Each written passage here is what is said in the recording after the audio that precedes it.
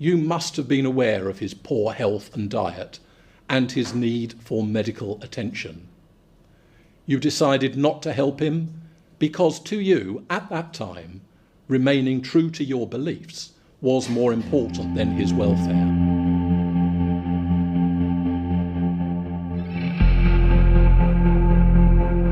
A couple have been jailed for causing the death of their 3-year-old son, whose severely malnourished body was found buried in the garden of their former home in Birmingham. Sentenced at Coventry Crown Court, 42-year-old Tai Yasharahyalah was jailed for 24 years and 6 months. 43-year-old Naiyahmi Yasharahyalah was given 19 years and 6 months for causing the death of their son Abia. Our Midlands correspondent Phil Mackey has more. Abia was a smiling, happy little boy before things spiralled out of control. Do you look like me? Do you look like me? His apparently doting parents were already withdrawing from society, and their increasingly strange beliefs ultimately cost him his life. Let's go. 3 years after the videos were taken, his parents were arrested at the caravan where they were living. That's Tai Zamara, who'd made sure his wife Naiyahmi was filming his reaction. There was also a young child living in the cramped, squalid space. They were so badly malnourished they could barely walk. Leave now! If they hadn't been taken to hospital, at least one of them may have died. A disabled person that can't hardly move. The child, who we can't identify, survived and is being cared for. It was after their arrest the truth about what happened to Abia emerged. He'd died 2 years earlier and been buried in the garden of their former home in Birmingham. His remains were found in this shallow grave. While they lived in the house, the couple posted increasingly bizarre videos of themselves. Although Yasharahyalah had studied medical genetics at university, he rejected modern medicine after reading online conspiracy theories. Their beliefs mixed West African religion with New Age mysticism, and they practiced an extreme form of veganism. It's been impossible to establish the exact cause of death, but experts said Abia probably starved to death because he wasn't getting enough nourishment. No one could get through to them. They became aggressive and defensive whenever challenged. Tai is an extremely arrogant man who placed himself as the head of a fictional country, to the extent that they'd even made their own passports, such was the extent of their delusion. And his only one disciple, as she described herself, was Naiyahmi, being Abaya's mother, who I think is an incredibly weak-minded individual and has gone along with whatever he said. One of the many tragedies in this case is that there were lots of people raising concerns about what was going on inside the house. Neighbours confronted the family, the police visited, but there was no intervention, and Abia died and was buried in the garden without anyone knowing. Do you have a child here? Now you can get out. It's none of your business. My child is none of your business. In 2021, the police did try to find Abia. By then he was already dead, but they left without finding his makeshift grave. My child's name's Abia. Where is he? That's not your business. Why you But when they checked records later, there was a mix-up, and so it wasn't followed up. It's an incredibly sad case. It's incredibly harrowing to think of the medical evidence that we've heard at court, to think about how much pain Abaya would have been in. And my heart goes out to Abaya and the fact that there was opportunities to save him and he wasn't saved. His parents showed little remorse during the trial, insisting they thought he simply had had a chest infection. By the time they were arrested, a second child was severely ill. A safeguarding review is being carried out to see whether procedures can be improved. Phil Mackey, BBC News, Birmingham. During the sentencing, the judge, Mr Justice Wall, told the court he believed the couple both realised how unwell their son was prior to his death, saying Abia died as a result of the pair's willful neglect. Let's listen in to the sentencing being passed. I have to sentence you both for 2 offences of child cruelty, one of causing or allowing the death of a child, and one of doing an act tending and intended to pervert the course of public justice. It is important that anyone who listens to this case or reads any report about it understands that you have not been charged with or indeed convicted of an offence of murder or manslaughter. At the time at which you committed the offence of child cruelty against Abaya, the maximum sentence for the offence was 10 years imprisonment. By the time you committed that same offence against child B, Parliament had increased the maximum term to 14 years. The offence of causing the death of a buyer carried a maximum term of 14 years imprisonment at the time at which you committed it. Parliament has now increased the maximum term for that offence to life imprisonment. I remain bound by the maximums applicable at the time you committed your offence. That is the statutory sentencing matrix within which I work. Tai and Naiyahmi, you had 2 children, a buyer who was born in 2016 and died, as far as you can remember, in January 2020, and child B, who was born in 2022 and is now in care.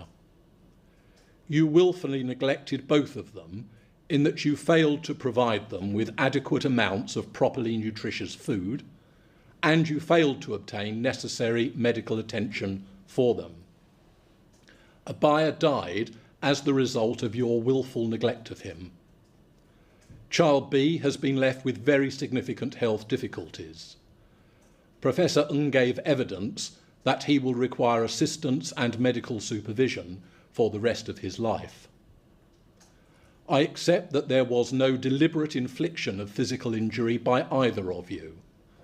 But there comes a point, such as in this case, where neglect is of such a degree that it is to be treated as being on par with such actions.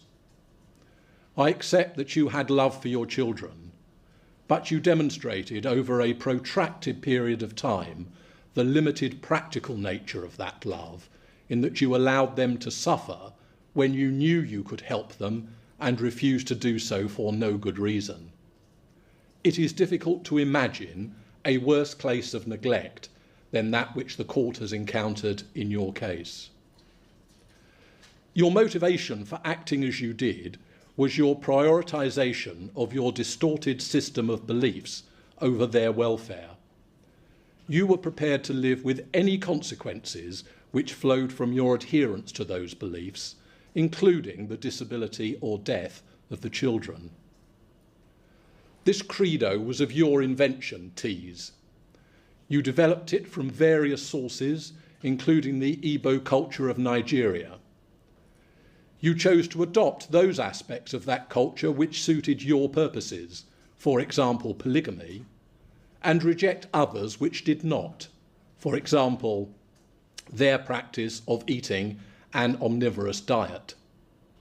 You set up an organisation known as Slick Law, which purported, for example, to be able to produce passports and advise on matters of spiritual law, as your wife termed it at trial. You were striving to establish a following of adherents, and were known by some, including for some time Naiyahmi and her family, by your self-given nickname of King. Fortunately, other than Naiyahmi, you only managed to persuade one other person to follow you. She was the other woman by whom you had a child. She too, under your influence, disengaged from medical services while she was pregnant, and was bringing up her son off-grid, as it was called. She and her child were saved any deleterious effects from living according to your belief system by virtue of her child being taken into care and she moving away from you. You were driven to develop this system by your distrust of Big Pharma and other Western organisations. You came to believe that any contact with the authorities would result in your data being obtained and misused in ways which you were not convincingly able to explain in evidence. This resulted in your contracting out of the state, as you termed it, rejecting the help provided by modern medicine, and eating a diet so restrictive that you, your wife, and both of your children suffered from severe malnutrition, such as is usually only seen in developing countries where there is no access to healthy, nutritious food. I am sure, having heard the evidence, that you often did not have enough money to enable you to buy food sufficient to sustain your family. That lack of money was the direct result of your decision not to claim the benefits to which you would have been entitled and which would have enabled you properly to house and feed your family. Another decision powered by your singular belief system. Naiyahmi, you were a willing adherent to Tees's system. You adopted his beliefs from the outset of your marriage, and you continue in your relationship with Tees to this day. You were clear in evidence that you supported Tees in his polygamy and his decision to get his other partner pregnant when Abaya was but a few months old. You embraced his dietary laws and his decision to cease interaction with the state. You terminated your own claim for state benefits, which contributed significantly to your family's inability to eat healthily. You were happy, when the time came, to bury Abaya in the back garden of your home without informing anyone of his death, and to bring up a second child without medical care and proper food, despite what had happened to Abaya.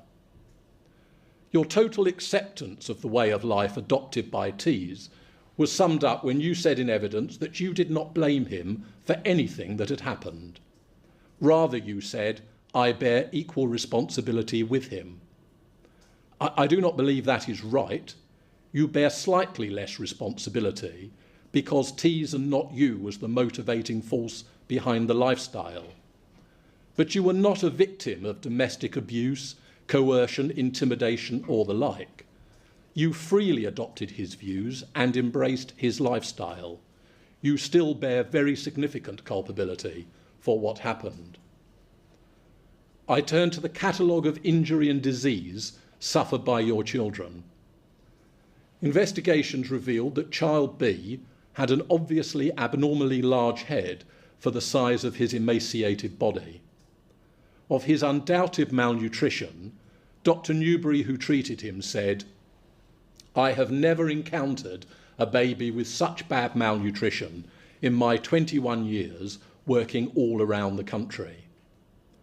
He had some relatively minor health problems, such as a hernia and hydrocele, which, while not requiring surgical intervention, warranted proper medical investigation. He also had a myriad of more serious problems. His development was significantly retarded. He had little head or limb control and presented as floppy. He was not smiling as a child of his age might be expected to do. The sutures and fontanelles of his skull were not closing as they should have been. He was diagnosed with rickets, a condition hardly ever encountered in children born in this country nowadays. He had low calcium levels, which meant that his bones were poorly formed. The growth plates at the ends of his long bones were splayed and cupped. He had insufficiency fractures of his right thigh bone, left femur, and both fibulas. He would have suffered pain when these fractures occurred, and thereafter when his limbs moved or were manipulated. He was profoundly deaf in both ears. He lacked necessary nutrients such as phosphates. He was iron deficient. He had anemia caused by a lack of vitamin B12. The clear evidence of the medical experts was that he had been deprived of nutrients when he was in the womb because of the lack of nutrients in your body, Naiyahmi, and that this deprivation continued when he was dependent on your milk once born. He was born with hypothyroidism. Had he been given the heel prick test shortly after birth, this condition would have been discovered and could have been treated. He would then have been left with no ill effects from it. Although his hypothyroidism has now been treated, the effects caused by delay cannot be reversed. His prognosis is very, very poor. He will be left with intellectual deficits for life. You each claimed in evidence that you believed child B to be healthy and developmentally normal up until the time of his admission to hospital.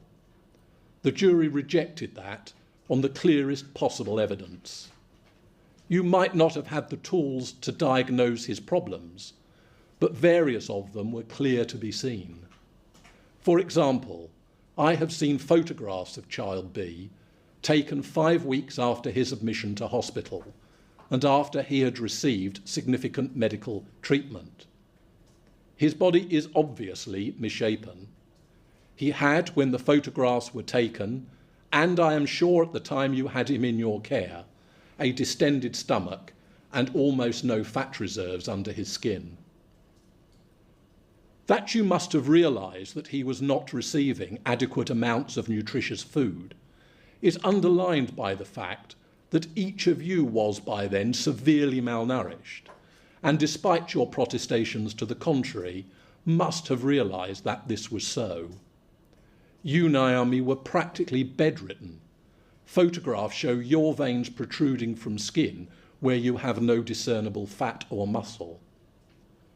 You, Tees, had changed from being a healthy fitness instructor to someone who could barely walk.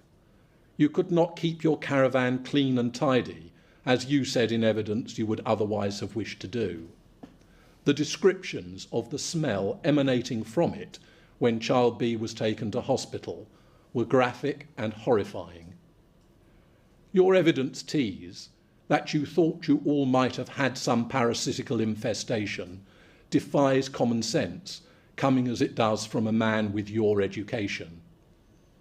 Neither of you can have doubted that your inadequate and restricted diet and your loss of weight and fitness were directly related. You were both mentally equipped to assess your children's condition. You were both educated. In particular, Tees, you had a degree in medical genetics from the University of London. You had both grown up in conventional households. You, Tees, as Donald Nar, and you, Naiyahmi, as Donna Rowe. You both gave evidence as to how the National Health Service had done you proud for the first 30 years of your lives before you adopted this new lifestyle. Yet you denied this advantage to your own children for misplaced ideological reasons. By the time of Abaya's exhumation, there was nothing left but his skeleton. His bones were thickened and porous and largely made up of poor quality bone. His head was bossed. His skull bones had developed in an unusual and uneven way through disease, which would have been obvious to anyone who stroked his head. His jawbone was that of a baby and had not developed as that of an older child should. Again, the growth plates at the end of his long bones were cupped and splayed. His legs were bowed, such that in life one would have been able to see through the gap between his thighs when he stood with his knees together. Despite that, the evidence was that the bowing was more limited than might be expected of an averagely mobile child with such poor bone structure, which should, we were told, be taken as evidence that he was not very mobile in the period before his death. He had insufficiency fractures to his shins, ribs, and radius. These would have been painful when they were caused, and would have caused further pain each time the broken ends of the bone rubbed against one another before they reunited. The fracture to his arm had resulted in a pseudo-arthrosis developing, which only develops when there is rubbing by one end of a broken bone against the other. These fractures were all caused at least 3 weeks before death. There was overwhelming evidence that he had rickets. He had anemia and calcium deficiency. He was deficient in vitamin B12, iron, and folates. He had obviously been malnourished in life. You both reported that he had died following a chest infection. The evidence was that his vitamin deficiencies would have compromised his immune system, which would have made it more likely that he would develop such infections and as a result die. In life, he had truly appalling dental health. Almost all of his teeth were decayed. His jawbones were of such poor quality that his teeth would have been wobbly and loose. He had a number of abscesses, one of which had eaten right through the jawbone, allowing the pus to seep out into his mouth. His gums would have bled frequently. He would have experienced pain on eating anything hot, cold, or sweet. There would have been acute pain on biting and some constant dental discomfort. His sleep would almost certainly have been interrupted. He was severely stunted in his growth. At almost 4 years of age, he was buried in the clothes of an 18-month-old and was no taller in all probability than the average 14-month-old child. Again, you both claimed in evidence that Abaya was happy and healthy right up until his last short illness. That was, I am sure, simply untrue. Many of the signs of his disease were obvious. I am sure that you did not miss them. There was clear evidence that his movements would have been restricted. He must have been in pain, and as a child of almost 4, able to communicate that pain verbally as well as by crying out or screaming. If he was truly unable to do so, it can only have been because he was by then so ill that he was barely aware of what was happening to him or incapable of reacting to it. On either scenario, you must have been aware of his poor health and diet and his need for medical attention. You decided not to help him because to you, at that time, remaining true to your beliefs was more important than his welfare. I am sure that it is no accident that there are no photographs of Abaya in the last 4 months of his life, despite the fact that you would take pictures of him and he would do so of himself up until that time. It is a clear sign that you realised by then how sick he was. Having heard this trial, including the evidence of each of you, I make the following findings as to the basis on which I should sentence you on counts 1 to 3. On counts 1 and 2, I will sentence you on the basis that your willful neglect encompassed both a failure to provide each of your children with adequate food and nutrition, and a failure to ensure that they received appropriate medical care. Although it was open to the jury to convict you if they were sure of only one of those forms of neglect, I am sure, having heard the evidence, that you were clearly guilty of neglect in both its pleaded forms. Also on counts 1 and 2, I must set out the basis on which I find that you were willful in your conduct. The jury were entitled to consider it on 2 alternative bases. It is for me to resolve to the criminal standard the proper basis for sentence, unless I adopt the most favourable basis to you. I am sure that it is appropriate to sentence you on the basis that with Abaya, your willful neglect began as you simply not caring whether better nutrition and health care would have helped him because you were so obsessed with living life according to your beliefs. However, I am equally sure, having heard the evidence, that the time must quickly have come when you knew that your actions were creating a real risk of him suffering harm, and despite that, you continued to deny proper medication and nutrition. You brought up child B in a similar way to the way in which Abaya had been raised, with similar obvious results. I am sure that in his case, based on your experience with Abaya, you realised from the start that his welfare was at risk by virtue of you bringing him up with inadequate food and no medical assistance. On count 3, I am sure that you are both responsible for causing Abaya's death by your conduct. Although the jury were permitted to convict you on the basis that you caused or allowed his death to happen, I am sure that each of you played a part in starving him and failing to get medical care for him when the need for it was obvious to you. It was your willfully neglectful conduct taken together that caused Abaya's death. I turn then to count 4. When Abaya died, you did not call an ambulance or seek medical assistance in the hope that his life could be saved. Instead, you took his body into the back garden and there buried it. You did not tell the authorities that he had died. You did not register his death. You were rude and abusive to neighbours, or on one occasion the police, when they asked after a buyer or tried to locate him. You refused to acknowledge his existence after child B was taken into hospital, until you were confronted with photographic evidence that he had indeed existed. Your conduct amounts to a blatant attempt to pervert the course of justice, in which conduct you persisted until you could sustain it no longer.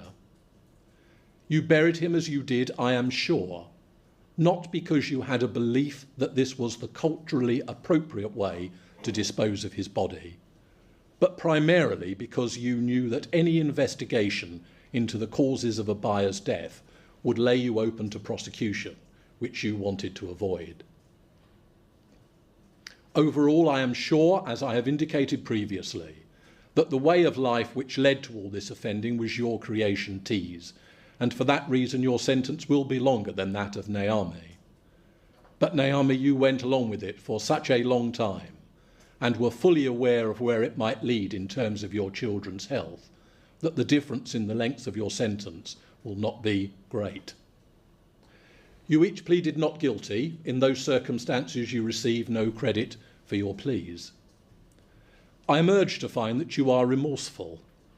I regret to say that I cannot accept your remorse as genuine.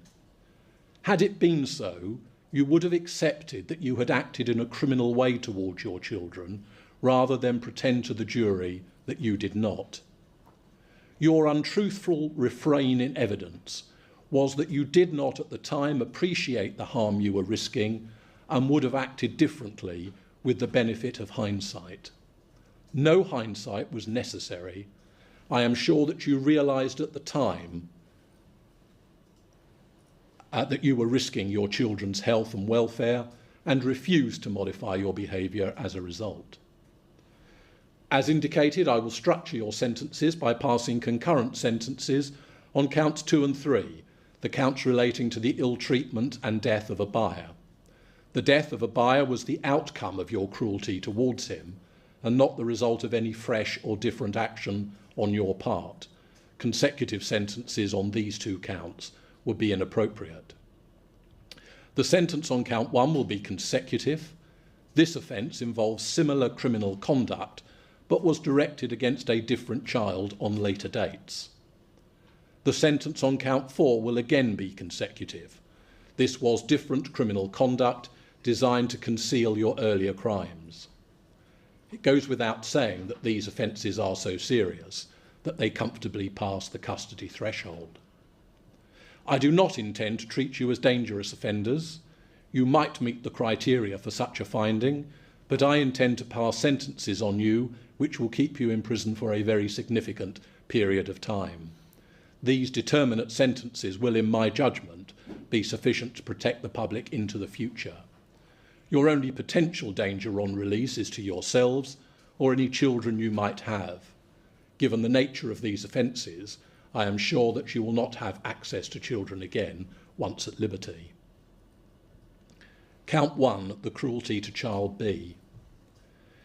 Your culpability was very high for 2 reasons. Firstly, because it involved 2 high culpability factors within the Sentencing Council guideline, namely prolonged and serious neglect and a deliberate disregard for child B's welfare. Secondly, because one of those factors, that relating to prolonged neglect, was extreme in nature because of the length of time over which it continued and the fact that your neglect came in 2 different forms, each of which was life-endangering. The harm is of the highest, as your behaviour resulted in him sustaining lifelong developmental delay from which he will never recover. The starting point set for sentence is 9 years. It is aggravated by the fact that you repeatedly refused to take advantage of the help offered to you by the police, medics and social workers before a court order compelling your compliance was obtained. Tees, you have no significant mitigation. Your mitigation, Naiyahmi, lies in your lack of previous convictions. In your case, Tees, the sentence on that count will be one of 10 years. To reflect your mitigation and your slightly lower culpability, the sentence in your case, Naiyahmi, 8 years. Count 2, the cruelty to a buyer. Again, your culpability was very high for the same reasons as I have given in respect of count 1. The harm was of the highest, in that your cruelty resulted in death. I must temper the starting point on this count to reflect the lower maximum sentence in place when you committed this offending. I therefore start at 8 years. The need for a good diet and medical care was made clear to you as a family when a buyer was born, and you ignored those warnings. Therefore, I must balance the same aggravating and mitigating factors as I did for count 1, which will result in a sentence of 9 years in your case, Tees, and 7 years in your case, Naiyahmi. However, this sentence will be concurrent to that on count 3, the count of causing a buyer's death. That sentence will be longer and will determine the time you have to serve for your conduct in relation to him. Count 3 is again an offence of very high culpability. The factors rendering it so are the same as those relevant to the offences of child cruelty. The harm is self-evidently of the highest. The starting point in the Sentencing Council guideline is 14 years, but that reflects the current maximum sentence for the offence, which is life. I must temper that starting point to reflect the maximum sentence available to me of 14 years. I therefore start at 11 years. Your offending is aggravated by the prolonged suffering before death and mitigated in your case, Naiyahmi, by your previous good character and your slightly lesser role. The proper sentence on you, Tees, is one of 12 years, and you, Naiyahmi, 10 years. Finally, I turn to count 4. Again, I take into account the relevant Sentencing Council guideline. This was an offence of high culpability, as your attempt to pervert justice was sustained over a lengthy period of time and was designed to cover up a very serious offence involving the death of a child. The harm was great, as your conduct caused a substantial delay to the course of justice. The proper starting point is 4 years. I must take into account as an aggravating feature the fact that your conduct has resulted in the permanent loss of significant evidence in the form of the soft tissues of a buyer's body, which might have revealed his cause of death. His cause of death can now never, certainly, be ascertained. On the other hand, I bear in mind your previous character, Naiyahmi. I do not, however, reduce your sentence on this count for your lesser role, as this was a decision taken by both of you in order to cover up your joint wrongdoing. It was not led by Tees's credo, as with the other offences. This would ordinarily result in a sentence in your case, Tees, of 5 years, and in your case, Naiyahmi, 4 years. However, my next task is to apply the Sentencing Council guideline on totality. To do that, I add together all of the terms I intend to run consecutively to each other, and consider whether, without further adjustment, the total term properly reflects your total criminality. I take the view that some downwards adjustment is necessary to ensure that the sentence is not disproportionate, but that it need not be a large reduction. That is because this is prolonged and serious offending which had tragic consequences for 2 children, which you then tried to cover up. I do not consider it appropriate to reduce the sentences I have indicated are proper for the offending against the children, but I will in each case reduce the sentence on count 4 by 30 months. Therefore, in your case, Tees, the sentence on you on count 4 will be one of 2.5 years, and your total term will be one of 24.5 years. In your case, Naiyahmi, the sentence on count 4 will be 18 months, and the total sentence will be 19.5 years. You will each serve, as things stand at present, half of that sentence. You will then be released on licence. There will be conditions attached to the licence which, should you breach them, will result in your being returned to custody to serve what remains of the sentence. The time you have spent on remand in custody will automatically count towards the sentence you are to serve. In addition, half of the period of time you have spent on bail subject to a qualifying curfew will count towards those sentences. In your case, Tees, I certify that to be 233 days. In your case, Naiyahmi, 331 days. You will also be banned from working with children or vulnerable adults in the future. The surcharge will be added to the order in the usual amounts. Please, both of you, stand out.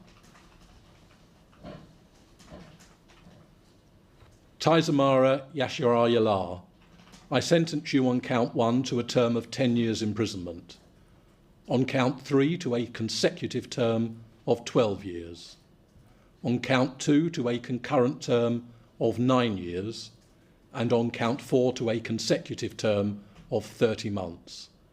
The total sentence on you is one of 24 years and 6 months. Naiyahmi Yasharahyalah, I sentence you on count 1 to a term of 8 years imprisonment, on count 3 to a consecutive term of 10 years, on count 2 to a concurrent term of 7 years, and on count 4 to a consecutive term of 18 months. The total sentence in your case is one of 19 years, 6 months. You can take them down.